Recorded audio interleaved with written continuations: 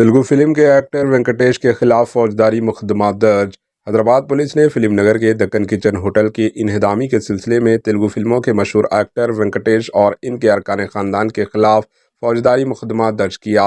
شہر کی ایک عدالت کی ہدایت پر فلم نگر پولیس نے مختلف دفعات کے تحت ایک کیس درج کیا۔ ایف آئی آر میں پروڈیوسر ڈی سریش کو ملزم نمبر 1، ان کے بھائی ڈی وینکٹیش کو ملزم نمبر 2، سریش کے بیٹے و ایکٹر دگوپتی رانا کو ملزم نمبر 3 اور پروڈیوسر دگوپتی ابھیرام کو ملزم نمبر 4 بنایا گیا۔